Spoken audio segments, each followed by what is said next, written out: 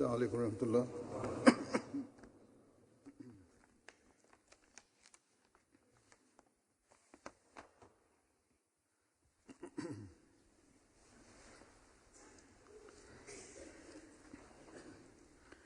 أشهد أن لا إله إلا الله وحده لا شريك له وأشهد أن محمدًا عبده ورسوله أما بعد فأعوذ بالله من الشيطان الرجيم بسم الله الرحمن الرحيم الحمد لله رب العالمين الرحمن الرحيم مالك يوم الدين إياك نعبد وإياك نستعين اهدنا الصراط المستقيم صراط الذين أنعمت عليهم غير المغضوب عليهم ولا الضالين.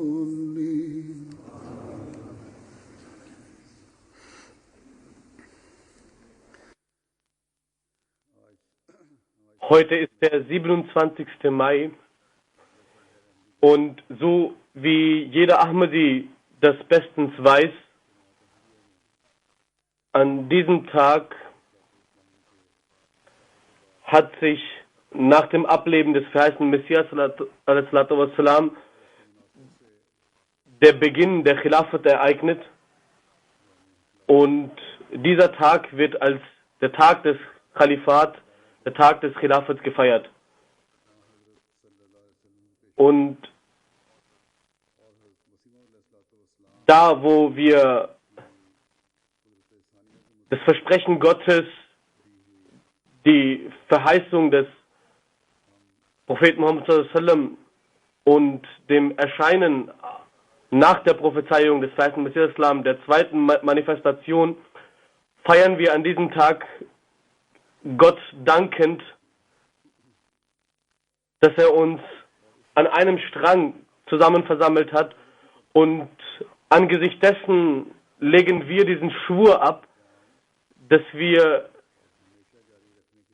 für die Aufrechterhaltung des Khalifats stets bestrebt sein werden und jedes Opfer in Kauf nehmen werden. Die 60-jährige Geschichte der Ahmadiyyat ist legt ein Zeugnis darüber, dass wir, um diesen Eid zu erfüllen, jegliche Art von Opfer dargebracht haben mit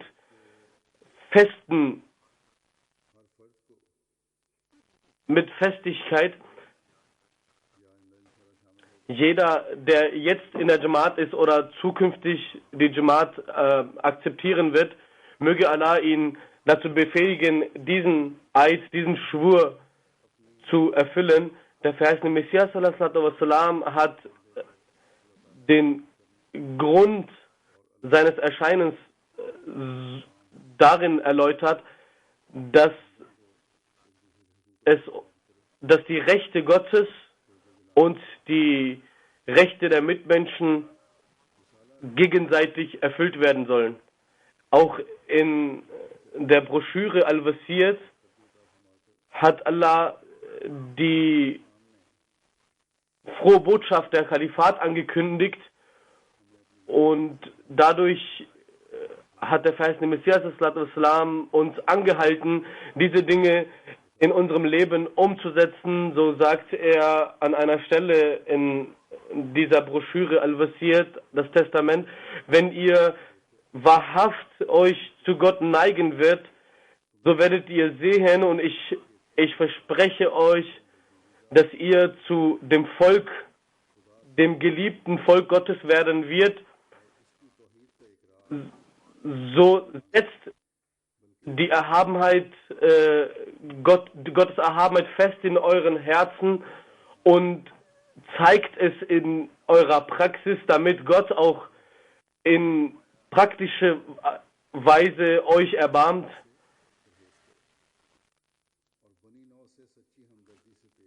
Hütet euch vor Arglist und Argwohn, seid gütig zu anderen. Niemand weiß, aus welchem Weg, durch welche Schritte er von Gott akzeptiert wird. Nur wenn wir fest verbunden bleiben mit dem Kalifat und diesen Dingen nachkommen, dann werden wir die Erben jener Verheißungen, die Allah durch den verheißenen Messias uns gegeben hat. Diese Frohbotschaft von Gott empfangend, hat der verheißene Messias uns das Folgende mitgeteilt. Er sagt, denkt nicht, dass Gott euch verschwenden wird. Ihr seid ein Samen, das durch die göttliche Hand in der Erde gesät wurde. Und Gott sagt, es wird wachsen und gedeihen und überall werden Zweige daraus entstehen und es wird zu einem großen Baum werden. Und es besteht kein Zweifel darin, dass die Gemeinde des verheißenen Messias große Fortschritte erleben wird. Das ist das Versprechen Allahs. Jeder von uns hat jedoch sich selbst zu reflektieren, sich selbst zu prüfen, was wir nämlich für die Rechte Gottes und für die Rechte der Mitmenschen unternehmen. Darauf sollte unser Augenmerk gelegt sein. Das ist die Aufgabe, die uns Gott auferlegt hat. Nämlich, dass wir die Einzigkeit Gottes etablieren, selbst Gott näher kommen und auch die Welt, den Schöpfer, dem einzigen Gott näher bringen und die Werte der Menschlichkeit und das, was die Menschlichkeit ausmacht, wieder auf die Welt etablieren. In den letzten Tagen war ich zu Besuch in den skandinavischen Ländern und dort haben einige Journalisten bzw. Gelehrten der Gesellschaft diese Frage gestellt, was unser Vorhaben ist. Und ich habe sie stets darauf hingewiesen, dass die Vorhaben der Khalifat und der Jamaat stets die gleichen bleiben werden, für die Gott den verheißenen Messias in die Welt geschickt hat. Und das sind dass die Rechte Allahs und die Rechte der Mitmenschen gewahrt werden, erfüllt werden. Außer diesen Dingen haben wir nichts vor. Und wir sehen, dass die Menschheit sich stets von Gott distanziert und die Hilfe, das karitative Engagement der Menschen immer mit einem anderen Hintergedanken vollbracht wird. In dieser Zeit ist es sehr schwer für die weltlichen Menschen, diese Sachen nachzuvollziehen, dass man ohne eigene Interessen, nur um das Wohlgefallen Allahs zu erlangen, diese Dienste vollbringt. Es ist immer der Gedanke dieser weltlichen Menschen, dass man im Namen der Liebe und der Freundlichkeit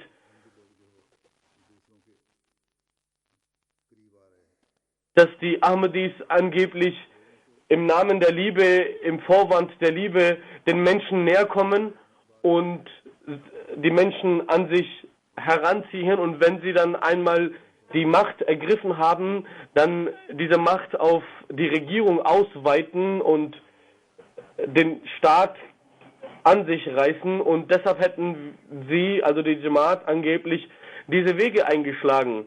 Auch in Stockholm hat ein Professor eine solche Frage gestellt und ich habe ihm geantwortet in Form der Strophe des Zweiten Messias Islam: Was habe ich mit einem Staat, mit einem Land zu tun? Mein Land ist ein ganz anderes. Was habe ich mit Kronen zusammen? Meine Krone ist die des Wohlgefallen Allahs. Und auch in diesem Zusammenhang gab es viele Zusammenkünfte, viele Treffen mit Vertretern der Medien. Es gab auch 2 Rezeptionen, 2 Empfänge, in denen die richtige Lehre des Islams bzw. des Heiligen Korans und das edle Vorbild des heiligen Propheten Muhammad sallallahu alaihi wasallam und der Gefährten des Propheten Muhammad sallallahu alaihi wasallam gesprochen wurden. Und die meisten haben offenkundig verlautbart, dass sie erst jetzt und erst heute über die wahre Lehre des Islams Bescheid bekommen haben und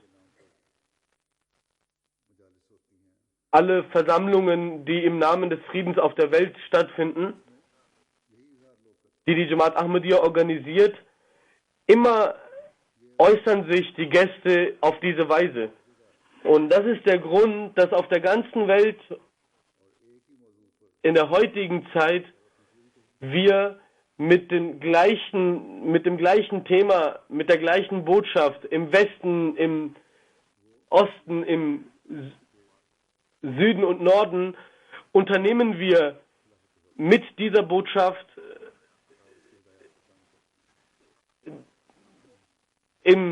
unter der Leitung der Khilafat die Menschen darüber aufzuklären.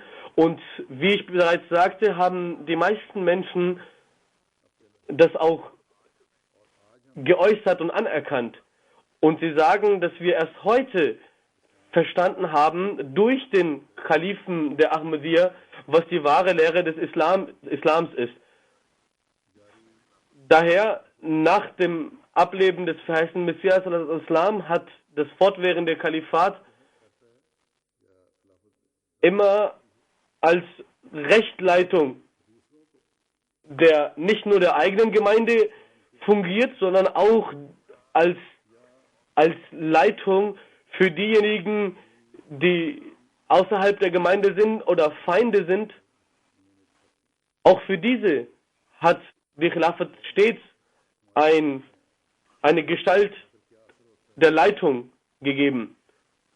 Und was für eine Wirkung das hat auf die Menschen, dazu möchte ich einige Aussagen anführen. Es gab eine Rezeption, einen Empfang in Dänemark, wo auch Vertreter des Parlaments anwesend waren. Es waren auch Bürgermeister da, andere Politiker, Gelehrten und andere Vertreter der Gesellschaft, die diesem Programm gut zuhörten und letztlich sich äußerten, dass sie die wahre Lehre des Islams hier entnommen haben. Ein dänischer Gast, Stan Hoffman, hat gesagt, nach der Rede des Kalifen habe ich Seelenfrieden erfahren und ich habe eine Freude entwickelt. Und heutzutage brauchen wir genau eine solche Botschaft. Und des Weiteren sagt er, hoffentlich werden die Worte des Kalifen in Skandinavien richtig aufgefasst. In einer weiteren Stadt, aus einer weiteren Stadt aus Dänemark waren viele Gäste angereist, Politiker und intellektuelle, gebildete Menschen, und sie sagten, ein eine Person, ein Vertreter des Parlaments hat gesagt, dass die Rede des Kalifen sehr viel Wirkung hatte und er hat sich sehr darüber gefreut, dass es eine solche Gestalt gibt, die wie ein Leuchtturm in der Welt aufrichtig steht. Dann des Weiteren sagte ein Gast, dass alle nach der Rede um ihn versammelten Menschen an seinem Tisch über die schöne Lehre des Islam gesprochen haben und es war eine freudige Angelegenheit, dass der Islam auf diese Art und Weise repräsentiert worden ist. Besonders die dänischen Menschen, die den Islam sehr wenig kennen, die gar nicht Kenntnis darüber haben, dass der Islam viele Spaltungen, viele Untergruppierungen hat. Und deshalb ist es für mich sehr wichtig, dass alle Menschen hier mit einem neuen Vorsatz hinausgehen, den Frieden zu verbreiten, und hat Stellung darüber bezogen, über die Karikatur des heiligen Propheten Muhammad sallallahu alaihi wasallam, dass dadurch, über die Karikatur des heiligen Propheten Muhammad sallallahu alaihi wasallam, dass dadurch nur Hass verbreitet werden wird. Hazur hat das gesagt und die haben das anerkannt, dass das wirklich eine solche Angelegenheit, die wirklich sensibel für die Bevölkerung ist. Aber sie haben zugegeben und zu Hazur gesagt, dass auf die Art und Weise, wie sie es uns erklärt haben, die Gefahren, die Konsequenzen der Karikaturen, so haben wir es tatsächlich verstanden. Ein Gast hat gesagt, ich habe, um den Islam besser zu verstehen, auch den Koran bestellt, in dem auch Anmerkungen vorhanden sind. Und nach der heutigen Zeremonie habe ich festgestellt, wie wenig ich über den Islam Wissen besitze. Wie ich bereits sagte, die Menschen, die aus dieser Stadt angereist waren, als sie wieder auf dem Rückweg waren nach der Veranstaltung, schrieb ein Gast,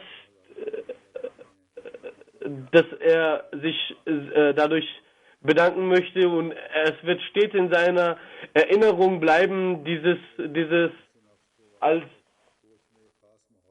Und auch auf dem Rückweg war eine besondere Atmosphäre in dem Bus und jeder war beschäftigt, sich an die Konferenz zu erinnern und jeder hatte dort Erlebnisse gehabt, die ihn wirklich sehr beeindruckt hatten. Ein Journalist hat gesagt, dass er sehr viel dadurch gelernt hat und hat zugegeben, dass die Rede des Kalifen ihn zum Denken angeregt hat. Speziell die Sache, dass das Bild, was in den Medien über des Islams dargestellt wird, wiedergegeben wird, das ist ein entstelltes Bild. Das passt nicht zu dem wahren Bild des Islams. Denn das, was er dort entnehmen konnte, war alles, was er von Kalifen dort entnehmen konnte, ging nur um Liebe und und Frieden. Des Weiteren sagte er, sie haben uns auf die Gefahren eines weiteren Weltkrieges hingewiesen und er sagte, ich bin sehr beängstigt darüber, denn es wird darüber gesprochen, dass ein Weltkrieg sich anbahnt, aber heute haben sich wirklich meine Gedanken gewandelt und ich werde diese Warnung mit Ernsthaftigkeit entgegennehmen, denn der Kalif hat diese Thematik auf eine solche Art und Weise beleuchtet, dass ich wirklich darüber nachdenken muss. Dann hat ein weiblicher Gast, eine Dame, sich geäußert, dass diese Dinge wirklich zum Denken angeregt haben, aber eine Sache war wirklich, wodurch sie ergriffen worden ist und wovor sie sich auch fürchtet, denn der Kalif hat wirklich ein furchterregendes Bild von der Zukunft gezeichnet und wir sollten wirklich Maßnahmen ergreifen, ansonsten werden wir später bereuen. Eine weitere Dame hat gesagt, dass sie zuvor verschiedene Dinge über den Islam kannte, aber das, was sie heute gehört hat, das war eine Botschaft des Friedens, der Liebe, und sie hat gelernt, dass das, was sie vorher kannte, nicht die wahre Lehre des Islams ist, sondern dass die wahre Lehre des Islams ist, gegenseitig Rücksicht zu nehmen. Ein weiterer Gast sagte, dass ein solcher Mensch, der heute hier war, er hat bewiesen, dass das Bild des Islams in den Medien völlig entstellt ist und falsch ist, und ich bin sehr emotional gerührt und enthusiastisch, und ich habe einen Menschen getroffen, der mir die wahre Bedeutung des Dschihads erklärt hat, die Bedeutung, die Lehre, die Ansätze, die Harmonie und den Frieden in der Gesellschaft zu wahren, haben mir sehr gefallen. Ein weiterer Gast sagte, der Kalif hat in seiner Rede aus dem Koran referiert, und das beweist, dass seine Worte nicht aus den Haaren herbeigezogen waren, sondern fundierte Dinge vom Islam waren. Und er hat gesagt, dass der Islam nicht gegen die religiöse Freiheit ist, sondern für den Frieden plädiert. Und dann des Weiteren sagte er, wenn ich ehrlich bin, ist die dänische Bevölkerung, das, was im Nahen Osten geschieht, sehr beängstigt, aber ab heute sind wir bestens darüber informiert, dass es nicht die Schuld der Religion oder der Person des heiligen Propheten Muhammad sallallahu alaihi wasallam ist, sondern andere Gründe hat. Ein Student der Universität hat sich wie folgt geäußert, dass die Punkte sehr offenkundig und verständlich waren, die der Kalif dargelegt hat, und die Werte, die er vermittelt hat, sollten wir alle verinnerlichen und umsetzen, und das hat für mich den Beweis geliefert, dass der Islam eine friedfertige Religion ist, und das hat er mit Versen aus dem Koran untermauert, und er hat das aus dem Vorbild des heiligen Propheten und mit dem Vorbild der Gefährten nachgewiesen, und er hat die Vorsätze der Jamaat Ahmadiyya dargelegt, und so haben wir die Möglichkeit gehabt, den wahren Islam zu begreifen. Ein weiterer Gast hat gesagt, auf die Weise, wie er über unsere Nachkommenschaft, über die Generation gesprochen hat und alles durch den Koran heraus erklärt hat, es war wirklich ergreifend, und ich habe zuvor nicht gewusst, dass der Islam diese Art der Lehre vermittelt. Ich habe meine Ansichten über den Islam haben sich gänzlich gewandelt. Ich habe zuvor nur das gewusst über den Koran, was ich den Medien entnommen habe. Er sagte, dass er einen Vers durch den Koran quotiert, durch den Kalifen gehört hat, dass man sogar mit solchen Menschen friedlich leben sollte, die einem nicht wohlgesinnt sind. Und dass der Prophet Muhammad sallam zur damaligen Zeit die Juden und die Christen mit Liebe entgegnete, habe ihn auch beeindruckt. Dann hat eine weitere Dame gesagt, dass über die friedliche Botschaft des Islams die Menschen kaum Bescheid wissen. Die Medien heben nur schlechte Dinge hervor. Es hätte die ganze Medienlandschaft von Dänemark hier anwesend sein sollen, denn sie war wirklich beeindruckt worden von der Botschaft, die dort vermittelt wurde.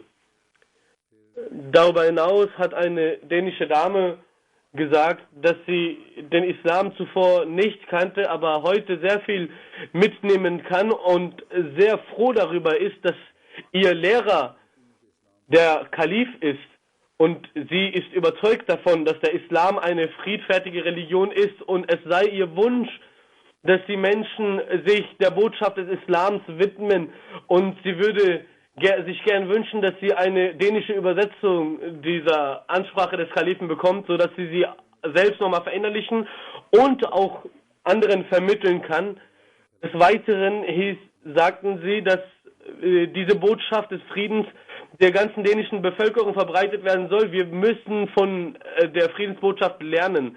Und ich hatte gänzlich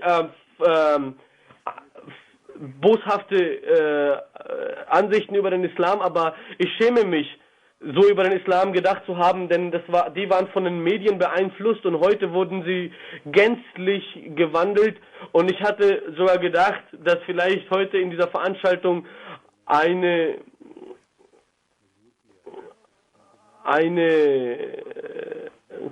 ich hatte meinem Partner auf die möglichen Gefahren und meinen Ängsten hingewiesen, dass dort möglicherweise ein Anschlag verübt wird. Aber jetzt ist mein Partner, jetzt sind wir beide darüber glücklich, auch der Angst hatte, dass wir letztendlich hier erschienen sind.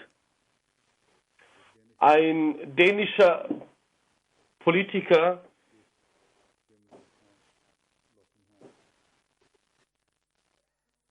sagte, dass es eine erste Möglichkeit war, einen Kalifen zu begegnen und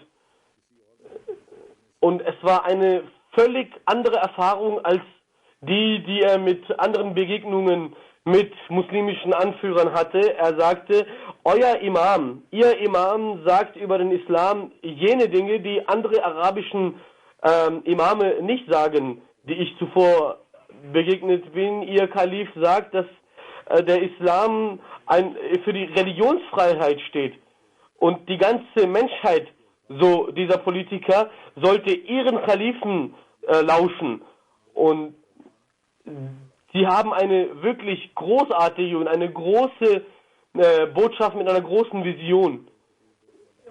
Er sagte weiter, dass es eine sehr wissensbereichernde Ansprache war. Er sagte, dass er zum Beispiel über den heiligen Propheten und den heiligen Koran Dinge erfahren hat, zum Beispiel, dass er Christen in seiner Moschee hat beten lassen oder jene, die ihm feindselig gesinnt waren. Der Vertreter der amerikanischen Botschaft sagte, dass der Kalif die Botschaft des Islams verbreitet hat und die friedliche Botschaft, denn die Menschen hatten angefangen, nach Brüssel und Paris Angst zu verspüren und er hat bewiesen, dass dies alles mit dem Islam nichts zu tun hat. Der Islam vertritt eine Lehre von voller Weisheit und Frieden. Ich werde diese Botschaft auch weiter vermitteln und ich würde auch weitergeben jene Dinge, jene sensible Dinge, über die der Kalif gesprochen hat. Ein weiterer Gast, eine Lehrerin sagte, ich habe heute über den Islam sehr viel gelernt, ich werde mich an meinen Schülern richten mit dem, was ihr Kalif heute hier gesagt hat. Sie sagte, viele Menschen haben Angst vor dem Islam und ich habe vom Kalifen gelernt, dass wir nicht vom Islam uns fürchten sollten, sondern vom Extremismus und vom Terrorismus. Und der Islam hat damit überhaupt nichts zu tun. Sie sagte, ich habe vorher gedacht, dass ich den Islam kennen würde, aber in Wirklichkeit habe ich den Islam überhaupt nicht gekannt. Zum Beispiel habe ich nicht gewusst, dass der heilige Prophet Muhammad sallam gütigen Umgang zu den Christen und Juden pflegte und die Rede war sehr ausgeglichen. Muslime, die mit falschen Taten vorgehen, sind andere, vertreten den Islam nicht. Ein Gast sagte, dass die Art und Weise, in der die Rede gehalten wurde, und ich beobachtete, dass wir alle die Rede sehr konzentriert zugehört haben und die Inhalte so vernommen haben, dass wir mit einem Wohlgefühl und mit einem Seelenfreude hinausgegangen sind. Und ein weiterer Gast, welcher in der anlässlich der Eröffnung der Moschee anwesend war, ein jüdischer Gast sagte, dass der heutige Tag für ihn sehr wissenserweiternd war und er hat über den Islam sehr gute Dinge erfahren. In dieser Welt gibt es sehr viel Hass und Abneigung gegenüber dem Islam. Im Grunde genommen sind wir abgeneigt dem Extremismus gegenüber. Von dem, was der Kalif hier über den Islam verlautbart hat, bin ich ergriffen. Er sagte, dass jeder seine eigene Religion ausleben sollte, aber zugleich auch die Menschen lieben sollte. Der Kalif, so sagte er, hat mich fühlen lassen, dass auch Muslime unsere Brüder sind. Dass er gefühlt hat, dass die palästinensischen Brüder nicht alle böse und schlechte Menschen sind. Also sagt, zumindest hat er dies anerkannt, dass man zumindest Barmherzigkeit gegenüber den Palästinensern zeigen sollte. Eine Dame, die in einem Krankenhaus arbeitet und eine Christin ist, sagte, es ist wahr, dass die Menschen hierzulande in Malmö Ängste verspüren gegenüber der Moschee, aber der Kalif hat die Pflichten der Muslime gegenüber anderen Menschen sehr wichtige Dinge gesagt. Er hat uns gesagt, was die Gründe der Errichtung einer Moschee sind, und ich bin überzeugt, dass diese Muslime, die diesem Kalifen folgen, die Dinge auch umsetzen werden. Sie werden auch ihre Ziele erreichen, denn die Rede war sehr tiefsinnig und hatte sehr viel Bedeutung. Und sie sagte, wir sollten uns gegenseitig respektieren, zuhören und unsere Gedanken tolerieren. Gewiss hat die Rede ihres Kalifen mich völlig innerlich bewegt und ich bin sehr gerührt und emotional. Und heute habe ich einer Botschaft von Frieden zugehört und Bescheid bekommen, dass der Islam eine friedliche Religion ist und dass die Menschen nur dann den Frieden erfahren können, wenn sie ihren Schöpfer erkennen. Und genau das ist auch meine Überzeugung. Der Bürgermeister der Stadt Malmö sagte, dass der Kalif über die Etablierung des Weltfriedens gesprochen hat. Nicht nur dies, sondern über die wahren Gründe und Vorsätze der Errichtung und des Baus der Moschee, und auch sie erachten die neu eingeweihte Moschee als Meilenstein für die Etablierung des Friedens, den unmittelbaren Frieden in Malmö.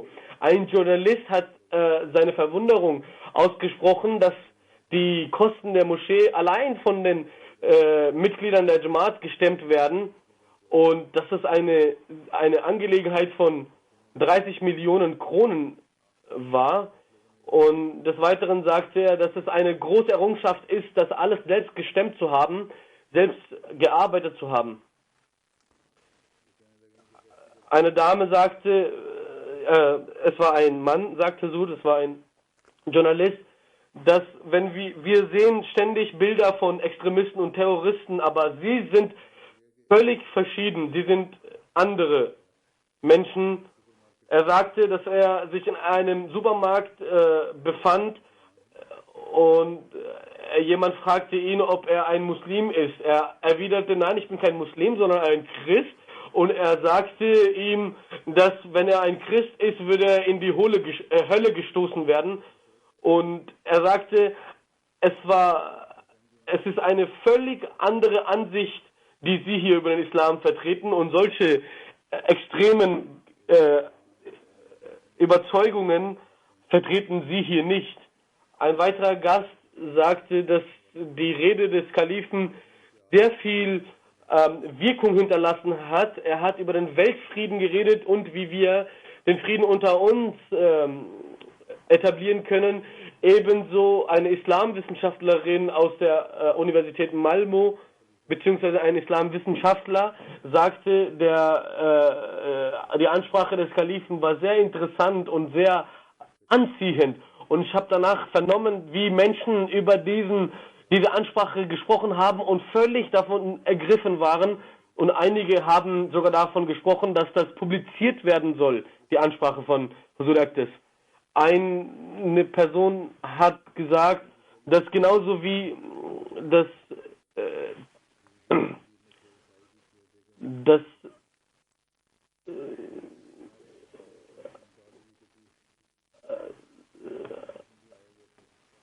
ein weiterer Gast, der ein schwedisches Institut vertreten hat, dass ihm der Satz am meisten gefallen hat, den der Kalif gesagt hat, nämlich, dass wir unsere eigenen Interessen nebenher liegen lassen sollten und uns für das höhere Gut einsetzen sollten.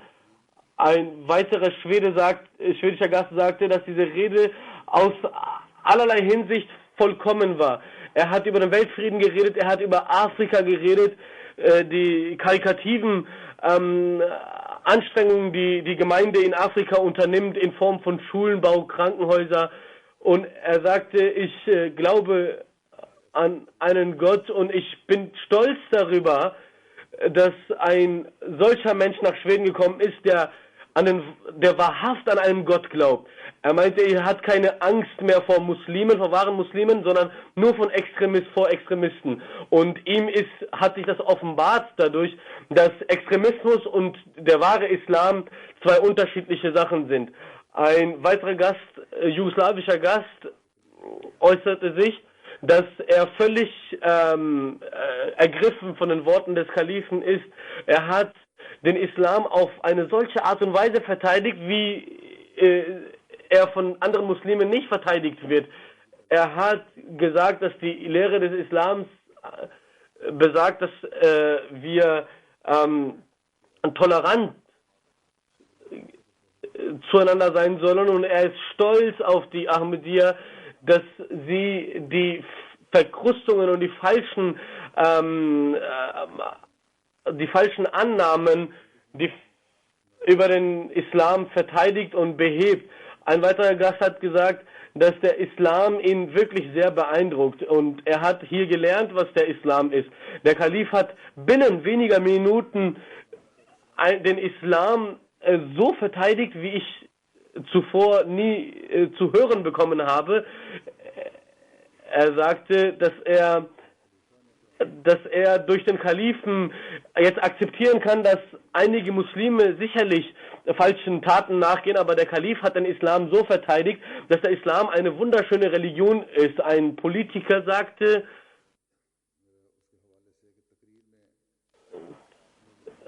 Bezug nehmend auf die Lehre, dass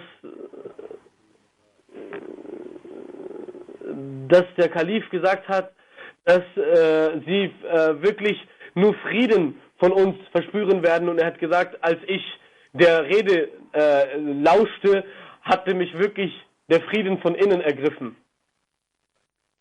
Ein christlicher Pfarrer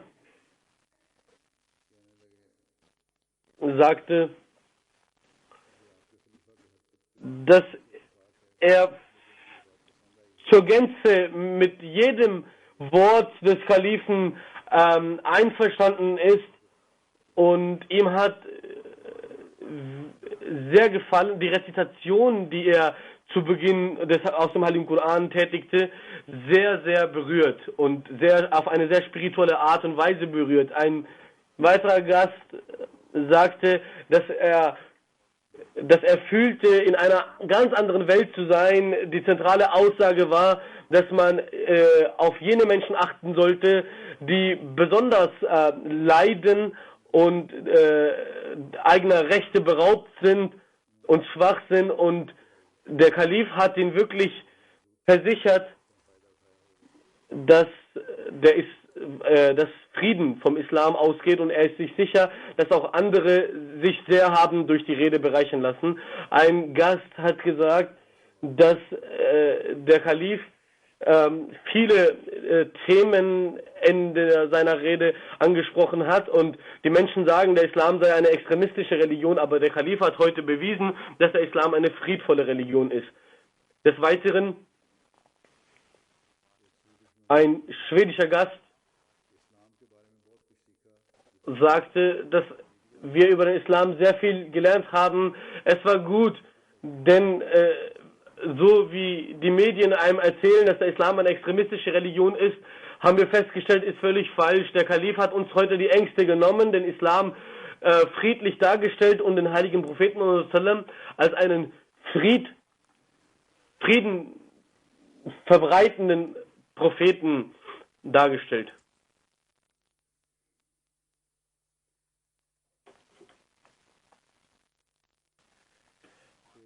Ein weiterer Gast sagte,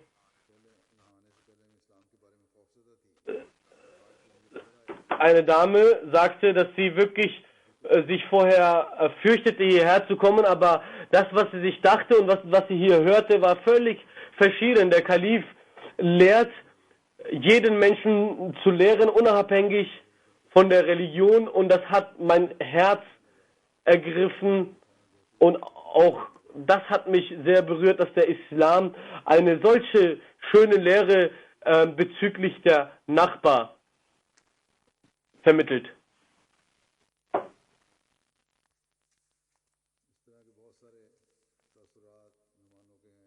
Es gibt sehr viele weitere solche Eindrücke von Gästen, die Juden waren, die Christen waren oder Buddhisten waren, und alle haben zugegeben, dass sie davon überzeugt sind, dass das Vorbild des Propheten Muhammad sallallahu alaihi wasallam entgegen des Extremismus ist. Ein Abgeordneter des Parlaments hat gesagt, der Kalif sollte überall den Islam vertreten und die Menschen sollten ihm zuhören. Wenn heute noch jemand Angst irgendwo übrig hatte gegenüber dem Islam, so hat sich diese heute sicherlich beseitigen lassen. Er sagte, ein weiterer Gast sagte, dass die Rede hätte auch den Leuten in Österreich gegeben werden sollen, denn in diesen Ländern sind die Menschen sehr abgeneigt dem Islam gegenüber und mit Hass erfüllt, und sie hätten dadurch wissen können, dass, wie der Kalif das gelehrt hat, dass die Moschee den Frieden verkörpert und eine Stätte des Friedens ist, und auch hat ihm das gefallen, dass die Ahmadiyya-Gemeinde keine politischen Motive hat und nur den Frieden verbreiten möchte.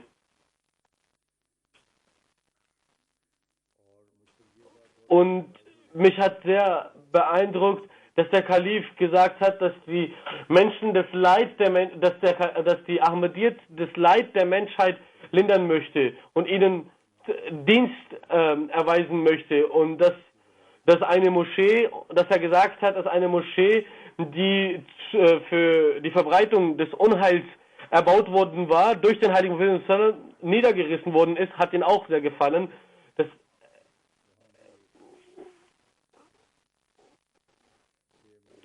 Bei einer weiteren Rezeption in Schweden waren 6 Gäste aus dem Parlament anwesend und Vertreter der Elite der Gesellschaft, wo auch die Gäste sich sehr positiv geäußert haben. Ein Gast sagte, ich habe heute sehr viel zu lernen bekommen und es hat mich sehr beeindruckt.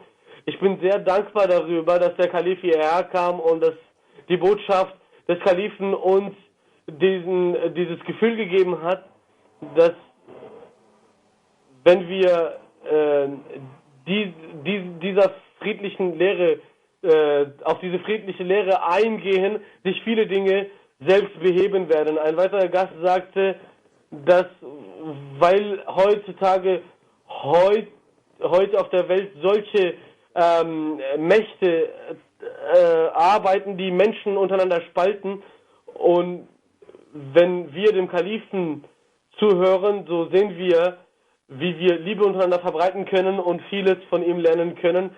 ein Flüchtling aus Irak, Herr Salam, sagte, dass er in Irak noch nie sowas gehört hat. Das Bild, was ihr Kalif vermittelt, wird im Irak von den Muslimen nicht vermittelt. Schön wäre, wenn die Iraker diese Botschaft hätten zugehört, dieser Botschaft hätten zugehört, so hätten sie nicht auswandern sollen. Die Hintergründe, weshalb er ausgewandert ist, schmerzen ihm sehr. Und der Kalif ist ein Wesen, was wirklich sehr offen und direkt spricht. Ihre Gemeinde ist völlig anders als die restlichen muslimischen Gemeinden.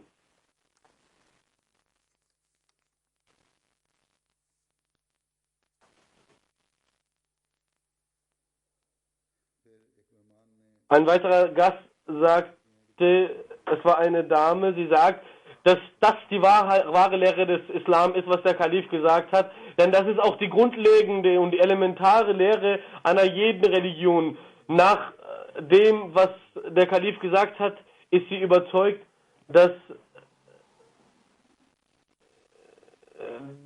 es nicht die Religion ist, dass nicht die Religion der Urheber des Unheils auf Erden ist. Und wenn wir Probleme mit den Muslimen haben, dann sind es kulturelle Probleme und nicht religiöse Probleme.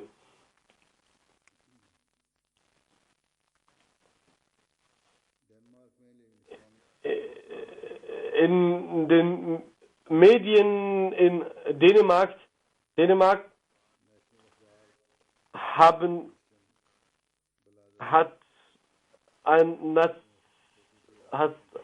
eine nationale Zeitung über die Zeremonie berichtet.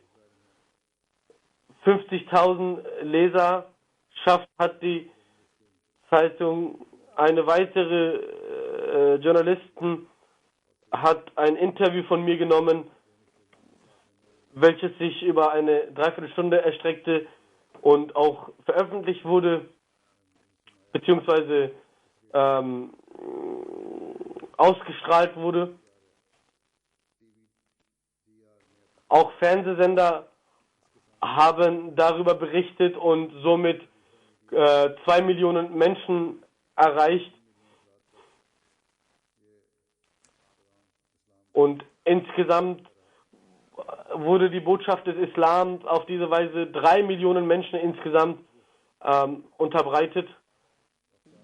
Genauso gab es 6 Interviews von verschiedenen Medienvertretern und in Schweden und auch ein nationaler Sender hat darüber berichtet. Und insgesamt haben wir dadurch rund 8 Millionen Menschen mit der Friedensbotschaft des Islams erreichen können. All diese Dinge, so wie die Botschaft der Jamaat verbreitet wird und die Eindrücke der Menschen, alles, was ich eben erwähnt habe, ist im Allgemeinen kann man sagen, dass die Menschen wirklich über den wahren Islam erfahren haben. Dass nämlich die wahre Lehre des Islam darin besteht, dass man die Rechte Allahs erfüllt und zugleich die Friedensbotschaft,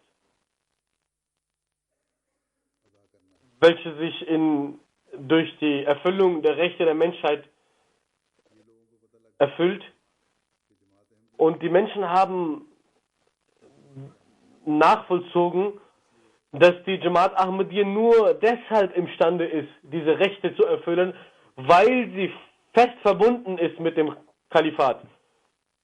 Und das Wichtige ist, dass jeder Ahmadi verinnerlicht, dass es nur möglich ist, diese Rechte zu erfüllen, wenn wir weiterhin fest mit dem Kalifat verbunden sind. Wahres Kalifat wandelt nicht nur die Angst der eigenen Anhänger, die Furcht der eigenen Anhänger in Frieden, sondern auch die der Nicht-Ahmadis, so wie ich eben verkürzt dargestellt habe, dass ihr Angstzustand durch die Teilnahme an unseren Veranstaltungen hat sich in einem Friedenszustand wandeln lassen. Und das ist, weil es ein Versprechen Gottes gibt. Und die Hilfe und der Zuspruch Gottes ist mit dem Kalifat. Und das sind alles Dinge, die Eindrücke auf andere hinterlassen. Ich habe einige Beispiele sogar erwähnt, dass mehrere Leute sich dahingehend äußerten, bald den Heiligen Koran auch zu rezitieren. Und derjenige, der sich vom verheißenen Messias und vom Kalifat trennen möchte und dann die Arbeit fortsetzen will, wird niemals zum Erfolg kommen. Wir wissen, als es schon das wahre Kalifat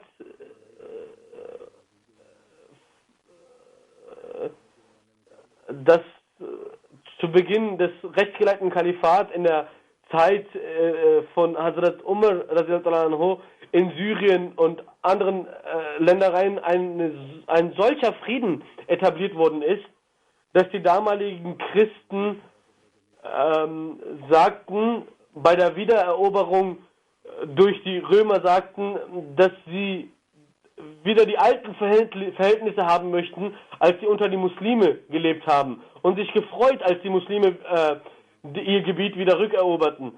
Und was passiert heute? Im Namen des Islam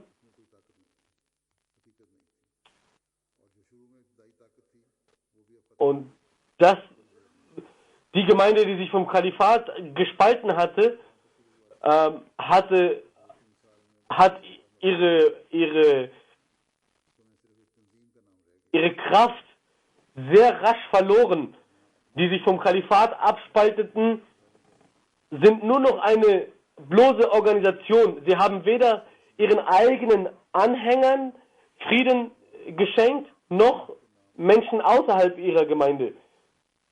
Und ihre Anführer hatten große Erfahrung.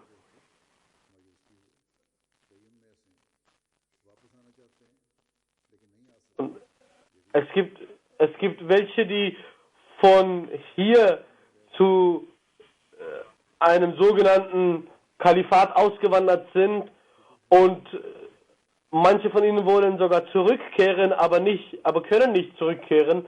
Es gab letztens sogar eine Nachricht, dass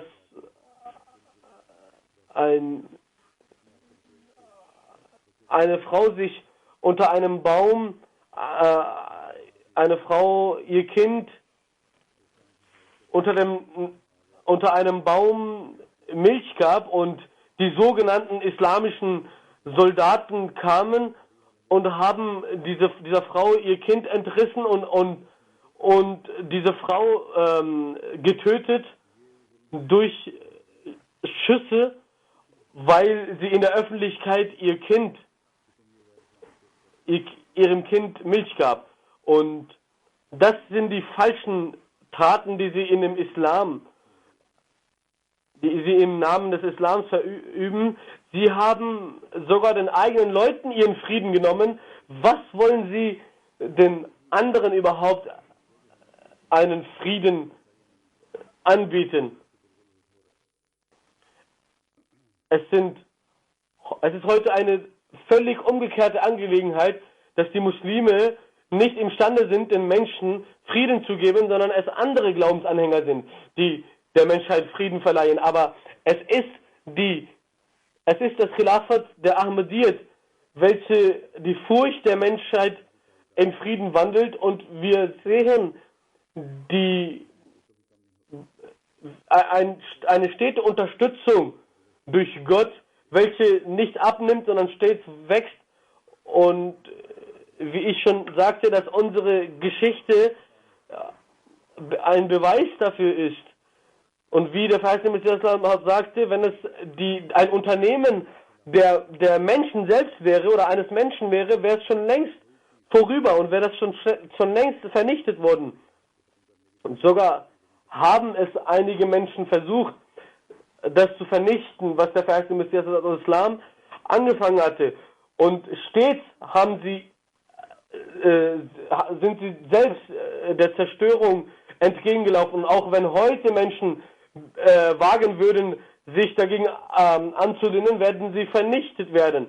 Und wenn wir unsere Mittel uns anschauen, dann können wir uns gar nicht vorstellen, das kann sich niemand vorstellen, dass wir in einer so großen Dimension die Botschaft des Islams verbreiten können. Aber es ist die Vorherbestimmung, das Schicksal Gottes, dass er die Botschaft des verheißenen Messias des Islam bis ans Ende der Welt tragen will. Und es gibt nichts und niemanden auf der Welt, was diese Fortschritte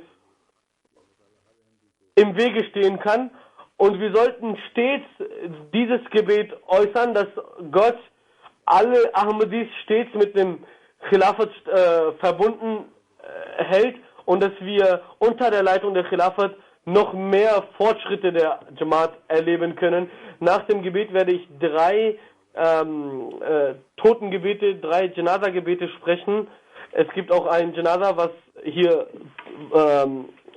vor Ort ist. Es ist Master,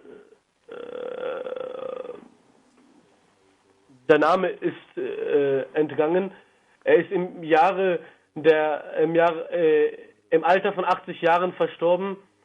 Er war der Enkelsohn von einem Gefährten des verheißenen Messias des Islam und der Neffe von einem Sahabi, und er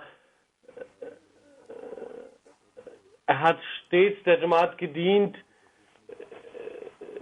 in verschiedenen Ämtern, in Mandi Bahauddin, als Sekretär Talimul Quran und so weiter.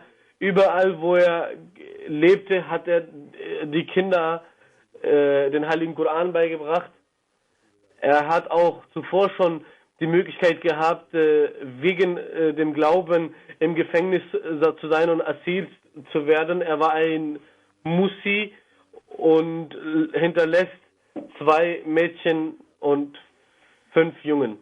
Möge Allah seine Ränge erhöhen. Das zweite Janaza ist von Mukarram Daud Ahmad Sahib, welcher ein Märtyrer ist und den Märtyrertod genossen hat und der Sohn von Ghulam Mohyuddin Sahib ist. Er wohnte in Karachi und am Abend vor 3 Tagen wurde er von Unbekannten in Karachi erschossen gegen 9 Uhr. In den Einzelheiten entsprechend hat er auf seine Freunde gewartet, als 2 Personen auf einem Motorrad kamen und eine Person abstieg und das Feuer auf ihn öffnete. Als andere Nicht-Jamaat-Mitglieder ihn zur Hilfe herbeieilten, haben die Angreifer auch sie an den Beinen geschossen und viele Leute versammelten sich um den Daud Sahib und brachten ihn schnellstmöglich zum Krankenhaus, zum naheliegenden Krankenhaus, und von dort aus wurde er auch in einem größeren Krankenhaus verlegt. Er wurde auch operiert von den Ärzten, allerdings hatten die Schüsse seine Därme und seinen Magen durchbohrt und er hat sich nicht regenerieren können, und während der Operation ist er in den Genuss des Märtyrertods gekommen. Die Ahmadiyyat in seiner Familie kam durch seinen Dada, durch seinen Opa, Großvater, und er hatte den verheißenen Messias des Islam selbst auf seiner Hand das Beit-Gelübde abgeleistet. 1954 ist der Verstorbene in Rabwa geboren. Zu Beginn war er in der Navy in Pakistan Und in einem anderen Vorfall hat er auch seinen Arm verletzt gehabt und beziehungsweise verloren gehabt. Er hat aber nie anmerken lassen, dass ihm ein Arm fehlt.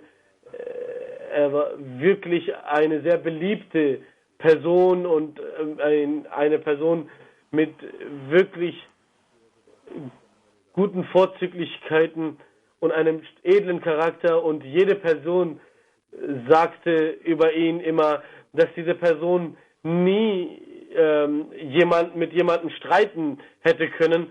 Was heißt streiten? Er hat stets seinen Dienst anderen angeboten. Er hat der Jamaat immer seinen Dienst angeboten. Mehrere 10 Jahre wurde sein Haus als das Center der Jamaat benutzt, und auch Ansarullah und andere Ämter bekleidete er. Ein Sohn von ihm ist in der Jamia Ahmadiyya Rabwa in Pakistan. 2 Söhne von ihm sind außerhalb von Pakistan. Möge Allah den Rang des Märtyrers, des Shahids erhöhen und seine Kinder befähigen, seine guten Taten weiterzuführen. Das 3. Janaza ist von Muhammad Azam Aksif Sahib, welcher in Rabwa am 24.05. verstorben ist. Er war der Sohn von Amir Jamaat Bera und kam in Qadian zur Welt. Ahmadiyyat kam durch seinen Dada in die Familie, welcher 1909 das Bait ablastete. Er war von Imam Lailpuri Sahib der Enkelsohn und eines weiteren Sahabi ebenfalls der Enkel. Sein Vater er hatte die 10. Klasse abgeschlossen und dann die Jamia Ahmadiyya in der Jamia Ahmadiyya studiert, 1969 die Jamia abgeschlossen und danach das FA und Mulvi Fazl abgeleistet und in Nazarat Aslau Shad durch die Nazarat Aslau Shad an verschiedenen Städten Dienst geleistet und auch in verschiedenen Büros, auch in Nazarat Talim al-Quran hat er gearbeitet, auch als Murabbi hat er in verschiedenen Orten gearbeitet. Von 1990 bis 1998 hat er in Ishad und das NIF gearbeitet. Ab 1999 bis 2006 in Wakalat Diwan und bis 2008 auch in Wakalat Talim gearbeitet und später auch als Aufseher der Mutakhassin, der Spezialisten, der Jamia-Absolventen gedient, und er hat auch in der Ansarullah gedient. Er war ein Mensch, der sehr viel gebetet hat, möge Allah seinen Rang erhöhen. Zu seinen Hinterbliebenen zählen wir seine Frau und sein Sohn, der hier ist und nicht zurückkehren konnte. Mögen alle Hinterbliebenen von Gott sehr viel Geduld bekommen.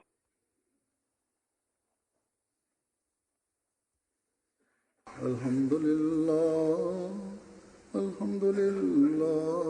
nahmaduhu wa nasta'inuhu wa nastaghfiruhu